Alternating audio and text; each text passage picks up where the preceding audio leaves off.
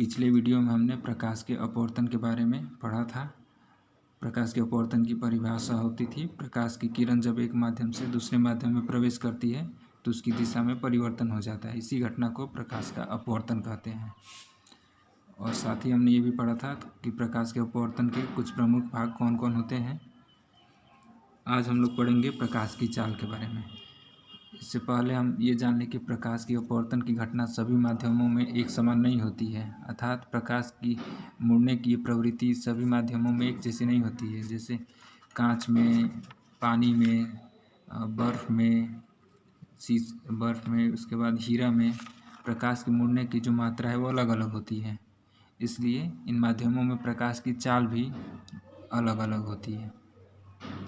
सबसे पहले प्रकाश हमेशा पारदर्शी माध्यम में ही गमन करता है, अपारदर्शी में कभी प्रकाश नहीं जाएगा। तो प्रकाश की चाल सर्वाधिक होती है निर्वात में, जिसे वैक्यूम कहते हैं। वैक्यूम अर्थात कुछ नहीं, शून्य। प्रकाश की चाल सर्वाधिक निर्वात में होती है 3 लाख किलोमीटर प्रति सेकंड, या इसे 3 × 10⁸ मीटर पर सेकंड भी लिखते हैं। 10⁸ मीटर पर सेकंड भी लिखते हैं प्रकाश की चाल निर्वात में। और वायु में भी थोड़ी सी कम होती है, लेकिन हम वायु में भी प्रकाश की चाल को 3 लाख किलोमीटर पर सेकंड ही मानते हैं। जल में प्रकाश की चाल हो जाती है 2,25,000 किलोमीटर प्रति सेकंड, और कांच में प्रकाश की चाल होती है 2 लाख किलोमीटर पर सेकंड। इसका मतलब हुआ प्रकाश वायु निर्वात में 3 लाख किलोमीटर 1 सेकंड में गमन करेगी। सूर्य का प्रकाश पृथ्वी तक आने में 8 मिनट 19 सेकंड का समय लगता है। इसे सेकंड में चेंज करेंगे तो कुल हो जाएगा 499 सेकंड, मतलब 500 सेकंड। अब 500 सेकंड में आप 3 लाख से मल्टीप्लाई करेंगे तो आपको सूर्य से लेकर पृथ्वी के बीच की दूरी मालूम चल जाएगी। तो अब देखते हैं कि वायु की अपेक्षा कांच का प्रकाशीय घनत्व अधिक होता है, इसलिए कांच में प्रकाश की चाल कम होती है। देखिए यहाँ पर एक तथ्य आता है प्रकाशीय घनत्व। जो भी माध्यम यदि प्रकाशीय घनत्व अधिक रहेगा तो उसमें प्रकाश की चाल कम हो जाती है, और जिसका प्रकाशीय घनत्व कम रहेगा उसमें प्रकाश की चाल अधिक होती है। वायु का प्रकाशीय घनत्व, वायु या निर्वात का प्रकाशीय घनत्व 0 होता है या शून्य के बराबर, तो वहाँ पर प्रकाश की चाल सर्वाधिक होती है 3 लाख किलोमीटर प्रति सेकंड। लेकिन जल का प्रकाशीय घनत्व वायु की अपेक्षा कम हो जाता है, और कांच का प्रकाशीय घनत्व जल की भी अपेक्षा कम होता है। तो यहाँ आप लिख लेंगे अपने कॉपी पर, माध्यम 2 प्रकार के होते हैं, एक को विरल माध्यम कहते हैं और दूसरे को सघन माध्यम। सघन माध्यम को कहते हैं डेंसर मीडियम और विरल माध्यम को रेयरर मीडियम। तो विरल माध्यम में का प्रकाशीय घनत्व कम होता है और सघन माध्यम का प्रकाशीय घनत्व अधिक होता है। इसलिए कांच में इस प्रकाश की चाल कम हो जाती है और जल में वायु की अपेक्षा जल में भी कम हो जाती है। यदि आपको पूछेगा प्रश्न कि जल और कांच में कौन सघन माध्यम है और कौन विरल माध्यम, तब आप कहेंगे जल यहाँ पर विरल माध्यम होगी और कांच सघन माध्यम होगी। लेकिन यही वायु और जल की अपेक्षा में वायु विरल माध्यम कहलाएगी और कांच या पानी सघन माध्यम कहलाएगा। समझ गए? तो अब हम पढ़ेंगे अपवर्तन के उदाहरण कौन कौन होते हैं। जब प्रकाश की किरण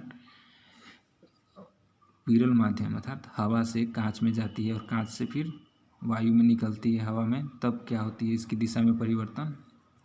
इसके 3 पॉइंट होते हैं, इसे याद रखिएगा।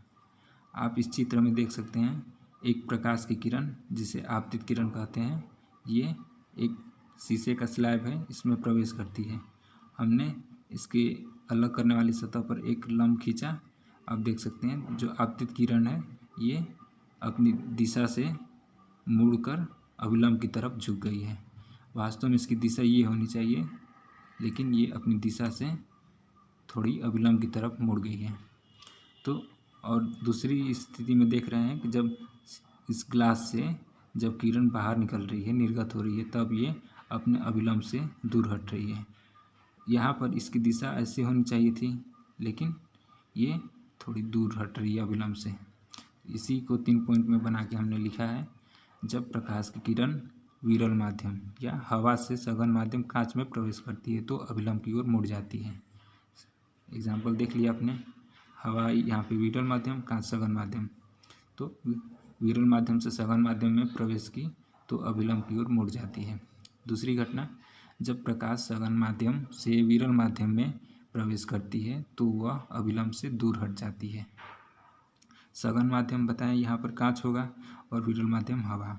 अब कांच से जब हवा में निकल रही है किरण, कांच से बाहर निकल रही है, तब ये अभिलंब से दूर हट रही है, इससे दूर भाग रही है, तो इसी घटना को कहते हैं।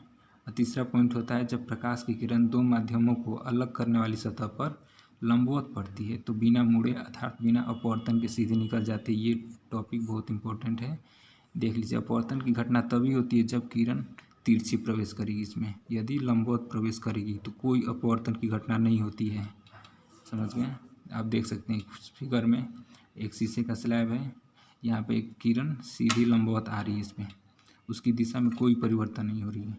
उस शीशे में भी उसी दिशा में आ रही है और कांच से बाहर भी उसी दिशा से निकल जा रही है, इसके दिशा में थोड़ा भी विक्षेपण या परिवर्तन नहीं हो रहा है। इसलिए कहते हैं जब प्रकाश की किरण जब लंबवत पड़ती है तो उसकी दिशा में कोई परिवर्तन नहीं होता है, इसलिए अपवर्तन की घटना यहाँ नहीं होती है। अपवर्तन की घटना तभी होती है जब प्रकाश की किरण तिरछी आती है, तभी होती है।